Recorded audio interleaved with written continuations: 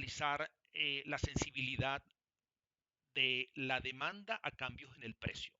En particular, ese va a ser el foco principal de nuestra clase y eso es lo que llamamos elasticidad precio de la demanda, como vamos a ir señalando.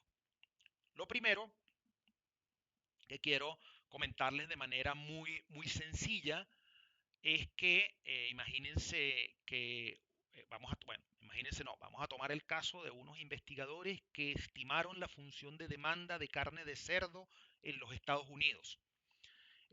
Y vamos a ver cómo se expresa acá, que ellos dijeron que expresándolo de manera simplificada, cuando queremos estimar una función de demanda real, tenemos que usar las variables que tenemos a la disposición. A veces hay variables ideales, pero que no las tenemos y por lo tanto no podemos incluir todas las variables que quisiéramos, sino nos limitamos a las variables que podemos conseguir, a las variables disponibles. En este caso, nótese que los investigadores dicen o establecieron que las cantidades demandadas de carne de cerdo, o sea, QDC, dependen de P, que es el precio del cerdo, PB, que es el precio de la carne de vacuno, PP, que es el precio de la carne de pollo, y de la variable I, que es el ingreso de los consumidores.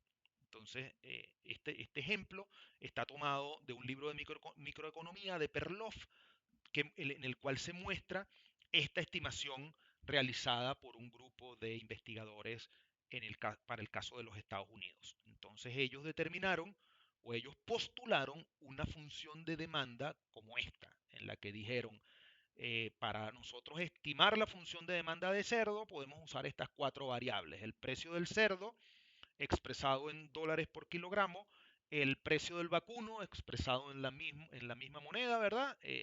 En dólares por kilogramo, el precio del pollo, expresado también en dólares por kilogramo, y el ingreso de los consumidores, expresados en miles de dólares. Eh, Usando un procedimiento econométrico, estos investigadores encontraron que la función, o estimaron una función de demanda de carne de cerdo que tiene esta forma específica.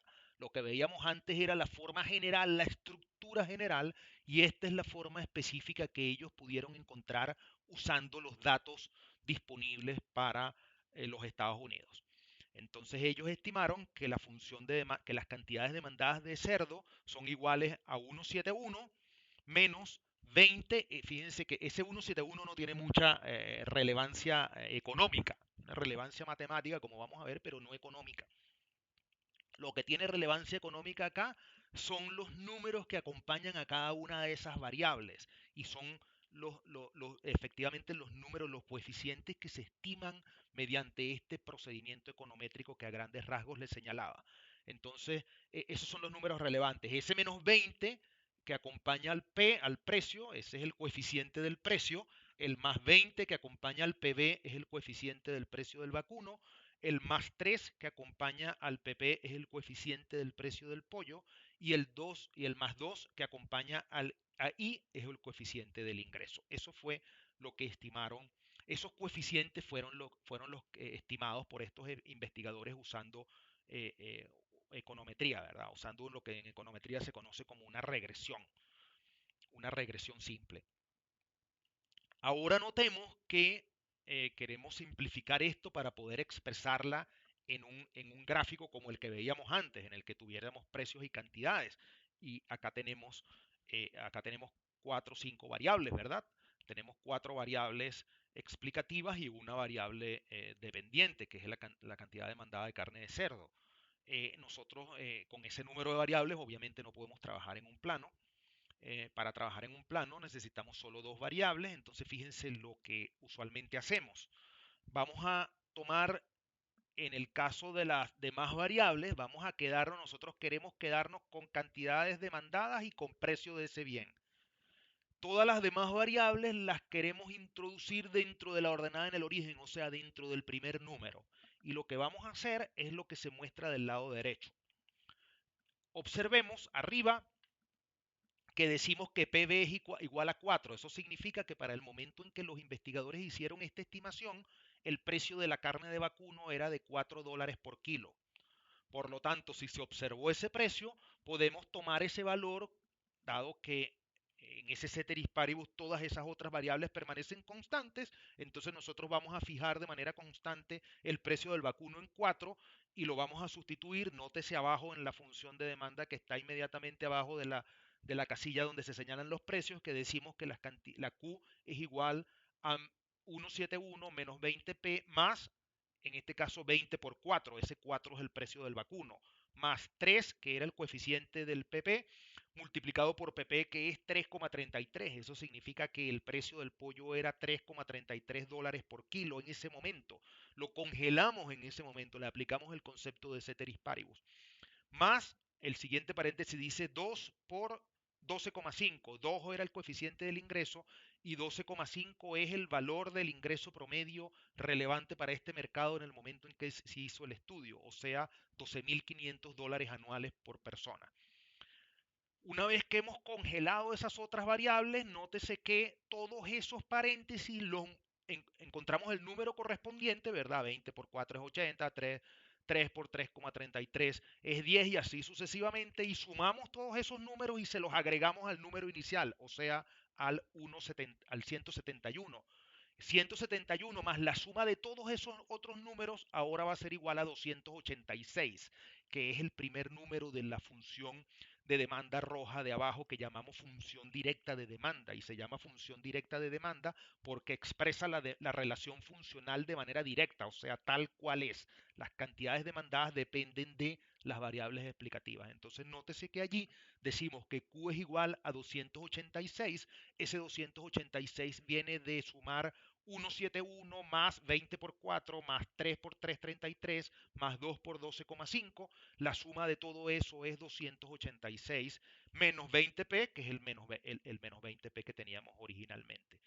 Fíjense entonces que ahora tenemos una función de demanda simple, sencilla, que en realidad proviene de un cálculo mucho más complejo, pero que nosotros hemos simplificado para facilitar su expresión en el plano. Luego, como los consumidores, perdón, como los economistas, ponemos la variable precio en el eje vertical, entonces hay una convención matemática de que la variable que está en el eje vertical debe estar solita del lado izquierdo de la ecuación. Ustedes pueden recordar de educación media cuando graficábamos y en función de x, las y estaban en el eje vertical. Bueno, acá lo que ocurre es que por razones prácticas, cuya utilidad vamos a ver más adelante, es conveniente tener las unidades monetarias, la variable que está expresada en unidades monetarias, tenerlas en el eje vertical.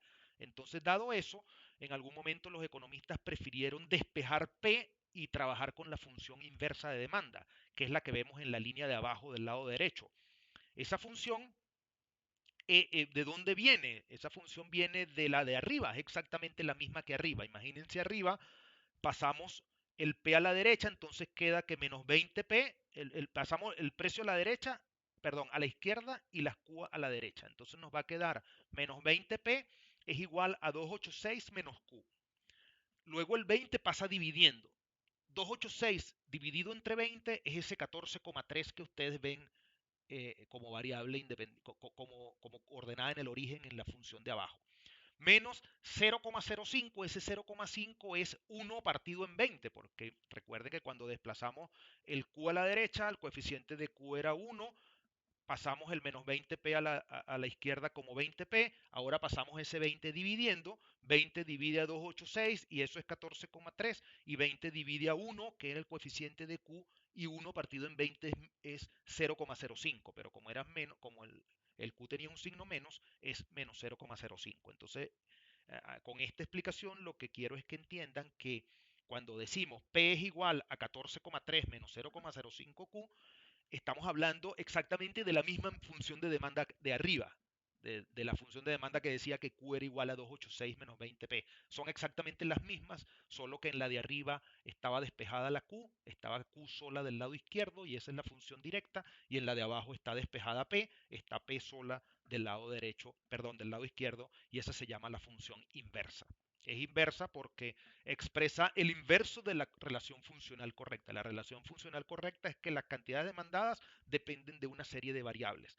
Acá invertimos y decimos que P depende de Q y por eso lo llamamos inverso. Y esa función que acabamos de obtener es la que observamos en este gráfico del panel izquierdo de esta diapo. Es exactamente la misma. Nótese que cuando Q es 0, P es igual a 14,3. Ese es el corte con el eje vertical. Y cuando P es 0, y lo podemos ver en la función directa, Q es igual a 286 y ese es el corte con el eje horizontal. Y esta gráfica es la función de demanda de carne de pollo en los Estados Unidos simplificada. Una vez vista la función de demanda, vamos a hablar de la elasticidad precio de la demanda. Ahora queremos evaluar, queremos pensar sobre cómo es o cuán sensible es la demanda a variaciones en el precio. Y para responder esto, usamos el concepto de elasticidad precio de la demanda. La elasticidad precio de la demanda es eso, es la sensibilidad de la demanda a cambios en el precio.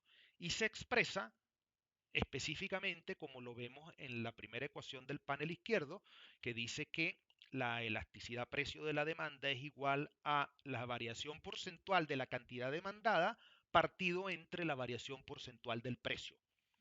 Si nosotros descomponemos esas variaciones porcentuales, llegamos a que eso es lo mismo que delta Q entre delta P multiplicado por P entre Q. Y esa es la ecuación que nos permite calcular la elasticidad precio de la demanda. La elasticidad precio de la demanda vista de esta forma es entonces el resultado de multiplicar delta Q entre delta P, que es la pendiente de la función directa de demanda, por un punto, que es ese P entre Q. Eso es un punto de la función. Y nosotros vamos a ver un ejemplo. Para aterrizar esta idea, vamos a ver un ejemplo de cómo se operacionaliza este cálculo de la elasticidad precio de la demanda. En particular, vamos a ver un ejemplo en dos puntos de la función de demanda que estimamos antes, que vimos antes, en el punto A y en el punto B de esa función, como se muestra en el panel derecho de esta diapo. Nótese acá, entonces, que en el lado izquierdo usamos la fórmula que vimos antes, usamos la función de demanda directa que vimos antes, ¿verdad? Q es igual a 286 menos 20P. Vemos a qué cantidad corresponde cada precio. Por ejemplo, si en el punto A el precio es igual a 12, la cantidad demandada es 46, como observamos en el panel derecho en la gráfica, ¿verdad? Y esto es el resultado de introducir ese 12 dentro de la función. ¿Sí? Nótese que la función es Q es igual a 286 menos 20P. Si sustituimos ese P por 12, tenemos que Q es igual a 46. Y ese es el punto A. El punto B, decimos que el precio es igual a 4, introducimos ese 4 en la función de demanda, por lo tanto, cuando el precio es 4, la cantidad demandada es 206, ¿verdad? En el caso de la función directa, vemos que si P es 4, 20 por 4 es 80, por lo tanto 286 menos 80 es 206, como se muestra acá, ¿verdad? Cuando el precio es 4, la cantidad demandada es 206. Por lo tanto, podemos ver en el panel derecho que ese es el punto B, ¿verdad? Ese es el punto B, nos dice que el precio es igual a 4 y la cantidad demandada es igual a 206, a 206 unidades. Luego, aplicando la fórmula que tenemos arriba, vamos a encontrar estos valores que tenemos acá. ¿Cómo aplicamos esa fórmula? De la siguiente manera, fíjense que en la última línea del panel izquierdo decimos que si la función de demanda es igual a 286 menos 20P, entonces la derivada de Q con respecto a P es igual a menos 20, o sea, la pendiente de la función de demanda directa es menos 20, que es el coeficiente que acompaña al precio. Entonces ya nosotros tenemos la primera parte para introducir en la fórmula de elasticidad precio de la demanda. El delta Q entre delta P es igual a menos 20. Y en el caso del punto A, el punto sería, uno multiplica ese menos 20, que sería delta Q entre delta P, por un punto, como les decía antes, como vemos en la primera línea del panel izquierdo, ¿verdad? Por P entre Q. ¿Quiénes son esos P y ese Q? El P y el Q correspondiente al punto donde estemos evaluando la elasticidad precio de la demanda. En el caso de arriba, el P va a ser 12 y el Q va a ser 46. Por lo tanto, menos 20 que multiplica a 12 dividido entre 46 es igual a menos 5.22, como se señala en el panel derecho. Y menos 5.22 es entonces la elasticidad precio de la demanda en el punto A. ¿Cómo se interpreta ese número? Ese número quiere decir que si el precio aumenta 1%, la demanda en los alrededores del punto A, la demanda cae en 5.22%. Y si el precio cae en 1%, la demanda aumenta en 5.22%. Todo eso en los alrededores del punto A. En los alrededores del punto B, bueno, primero vamos a calcular cuál es la elasticidad precio de la demanda en el punto B para luego ver qué pasa en los alrededores del punto B. La elasticidad precio de la demanda en el punto B, ¿cómo la calculamos? De manera similar a lo que hacíamos antes. Regresamos a nuestra fórmula de elasticidad precio de la demanda. Sabemos, como la demanda es una línea recta, que su pendiente es la misma en todos sus puntos, por lo tanto el delta Q entre delta P sigue siendo menos 20. Y lo que hacemos es cambiar el P y el Q de la fórmula de elasticidad precio de la demanda que tenemos en la primera línea del panel izquierdo, ¿verdad? Sustituimos esa fórmula, sustituimos el delta Q partido en delta P por menos 20, que ya sabemos que es la pendiente de la demanda, por P entre Q, en ese caso P sería 4 y Q sería 206. Si resolvemos eso, dividimos 4 entre 206 y lo multiplicamos por menos 20, vamos a obtener que la elasticidad precio de la demanda en el punto B es menos 0,39. ¿Qué significa menos 0,39? Significa que si el precio aumenta en 1%, la demanda cae en 0,39%. Y si el precio cae en 1%, la demanda aumenta en 0,39%. Nótese que los signos negativos de la elasticidad precio de la demanda me están diciendo que la relación entre precio y cantidad es inversa, porque la función de demanda tiene pendiente negativa. Bien, visto esto, habiendo explicado la manera como se calcula la elasticidad precio de la demanda, vamos a ver cómo se clasifica la elasticidad precio de la demanda. Y para clasificar la elasticidad precio de la demanda, vamos a primero que todo a hacer lo siguiente. Vamos a cambiarle el signo, a convertir a la elasticidad precio de la demanda en un número positivo. Eso es lo que se observa. Si vemos el panel izquierdo, vemos que decimos justo antes de la llave grande esta, decimos que EP y tiene dos rayitas a los lados. Esas dos rayitas es lo que en matemáticas se llama valor absoluto o módulo. Y cuando se le ponen dos rayitas a una variable de esta manera, todo lo que esté adentro de esas dos rayitas se convierte en positivo. Por lo tanto, imagínense que estamos evaluando la elasticidad precio de la demanda en el punto A. Ponemos dos rayitas y la convertimos en 5.22. Antes era menos 5.22 y al calcularle el valor absoluto con esas dos rayitas, le convertimos en un número positivo, o sea, en 5.22. Y lo que nos dice esta regla de clasificación es que si el número que analizamos es mayor que 1, vamos a decir que la demanda es elástica, o sea, muy sensible a variaciones en el precio. Si es igual a 1, exactamente igual a 1, eso es muy raro que ocurra, pero se dan casos, decimos que la elasticidad es, que la demanda en ese punto es elástica unitaria. Y si el valor que observamos es menor que 1, decimos que la demanda es inelástica, en otras palabras, poco sensible. Bueno, dada esta clasificación que hemos entendido, ahora vamos a ver de qué hablamos cuando hablamos de la elasticidad precio de la demanda en los puntos A y B. Vayamos al lado derecho de esta diapo y podemos ver que en el punto A la elasticidad precio de la demanda es menos 5.22, lo convertimos a positivo aplicándole las dos rayitas y vemos que eso es 5.22. 5.22 es mayor que 1, por lo tanto la demanda es elástica en el punto A o en los alrededores del punto A, estando muy cerca del punto A. Mientras que en el punto B ocurre que el número obtenido es menos 0,39, lo transformamos a positivo y pasa a ser 0,39. 0,39 obviamente es menor que 1, por lo tanto en el punto B la demanda es inelástica o poco sensible a variaciones en el precio. Acá tenemos, una vez que hemos entonces visto cómo se calcula la elasticidad precio de la demanda y a sabienda, por lo que acabamos de hacer, de que una misma función de demanda puede tener diferentes elasticidades en diferentes puntos, ahora lo que vamos a hacer es a ver cómo comparamos demandas globales. No estamos analizando puntos, sino en términos generales cómo podemos catalogar a una función de demanda. Nótese entonces que acá en la línea de arriba, panel izquierdo, tenemos una función de demanda vertical. Cuando eso ocurre decimos que es perfectamente inelástica.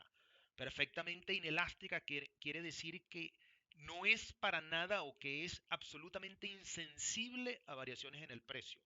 Y ahí lo observamos, ¿verdad? Vemos que el precio aumenta de 4 a 5 y la cantidad demandada sigue siendo la misma sobre la misma función de demanda.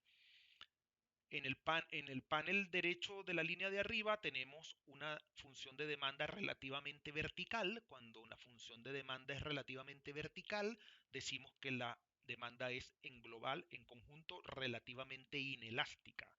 Y nótese que en el área estudiada el precio aumenta de 4 a 5 y la cantidad demandada cae de 90 a 80, o sea, es poco sensible, es mayor en proporción el aumento de precio a la variación en cantidades en términos promedio, por eso estamos más o menos en la mitad de la función.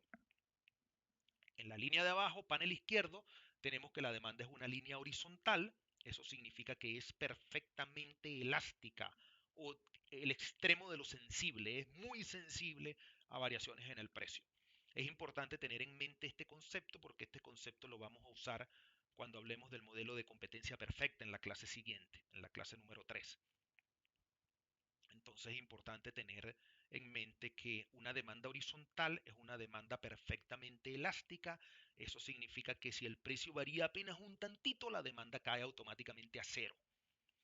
Y en el panel derecho de la línea de abajo tenemos una función de demanda que al contrario de la que se ve arriba de esa es relativamente horizontal. Cuando una función de demanda es relativamente horizontal, decimos que es relativamente elástica.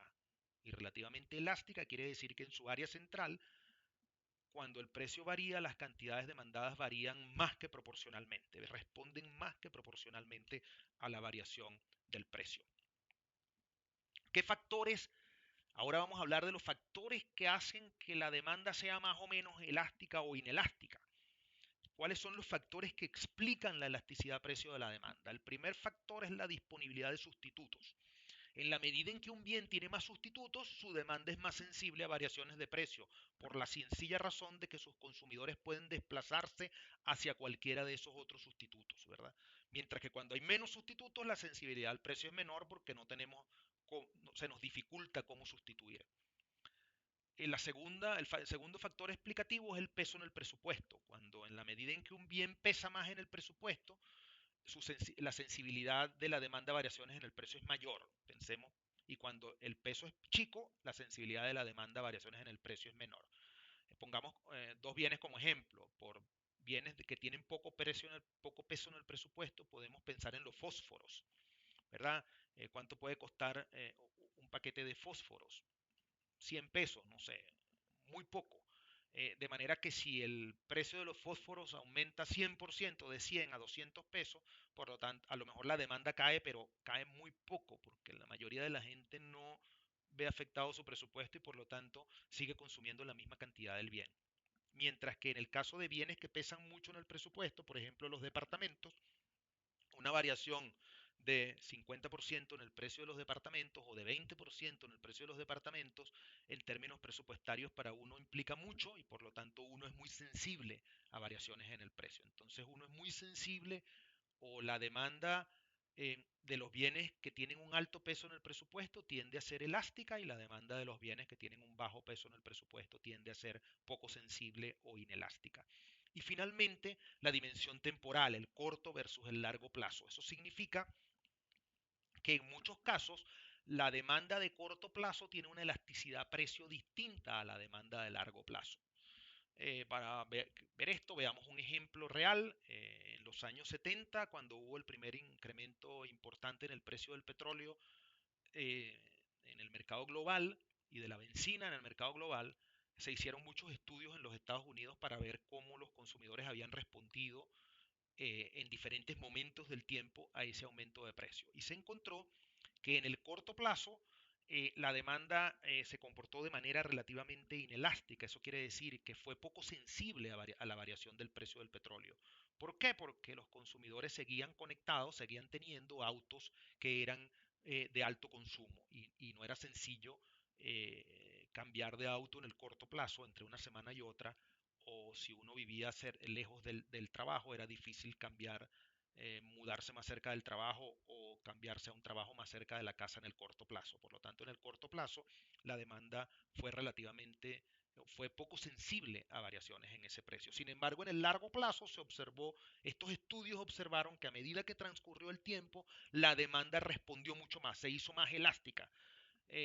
¿Por qué? Bueno, porque hubo más posibilidades de sustituir, hubo cambios en la industria automotriz y se empezaron a producir autos más livianos, de menor consumo de energía, y en general la gente pudo tomar decisiones para mudarse más cerca de la casa o para trabajar más cerca de la casa o para mudarse más cerca del trabajo, etcétera. Entonces, esto es un ejemplo que nos muestra cómo hay diferencias entre la elasticidad precio de la demanda dependiendo de la dimensión temporal que estamos analizando, dependiendo de si estamos analizando el corto plazo o el largo plazo. Ahora, visto lo anterior, vamos a ver cuál es la relación entre elasticidad precio de la demanda y gasto total del consumidor. En el primer caso que tenemos acá, decimos que el valor absoluto de la elasticidad precio de la demanda es menor que 1. Ya nosotros sabemos que ahí se trataba de que la demanda era inelástica.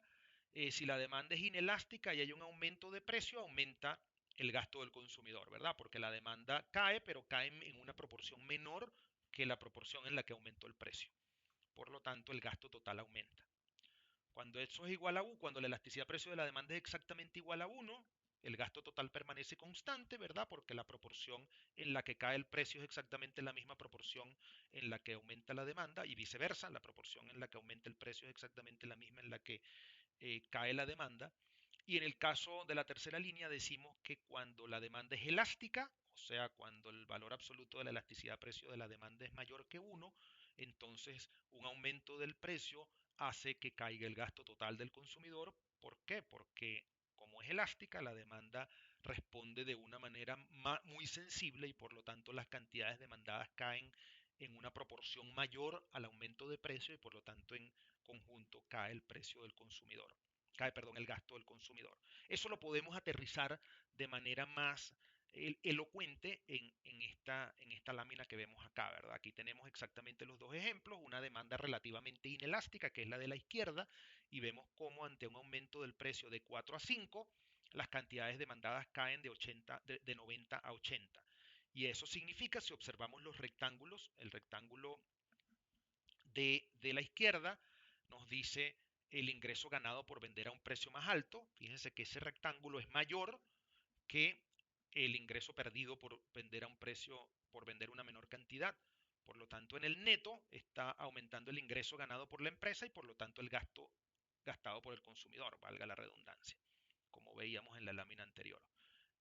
La gráfica del panel derecho nos muestra qué ocurre cuando la demanda es relativamente elástica o muy sensible a variaciones en el precio y vemos que ocurre lo contrario, ¿verdad? Que el ingreso ganado por vender a un precio más alto o lo que el consumidor gasta de más porque el precio es más alto es menor que el ingreso perdido porque se venden menos unidades.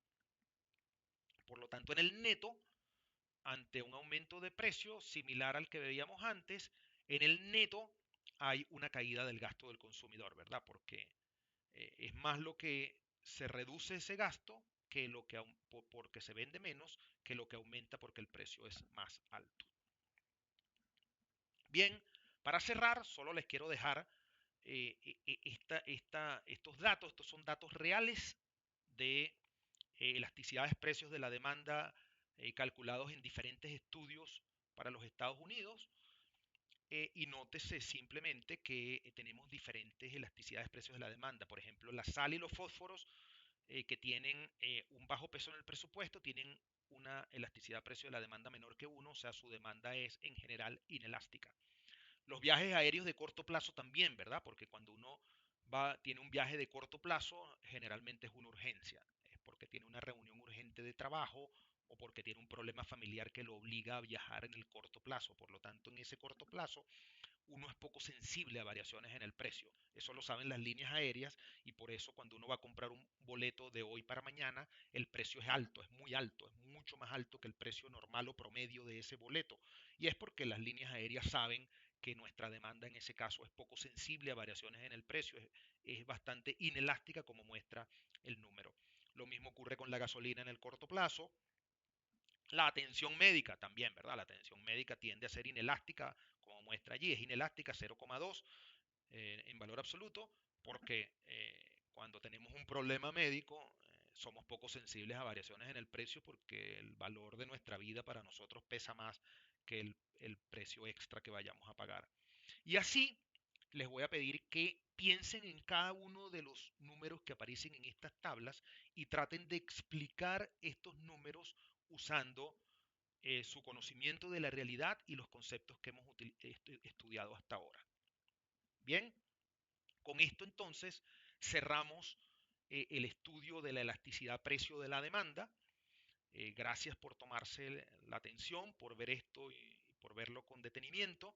Es importante que este video sea tomado en conjunto con las lecturas. Esto no es sustituto de la lectura, es un complemento y por lo tanto igual hay que hacer la lectura y verla a la luz de este video para comprender mejor los conceptos. Bien, muchas gracias por su atención y nos veremos en una próxima oportunidad.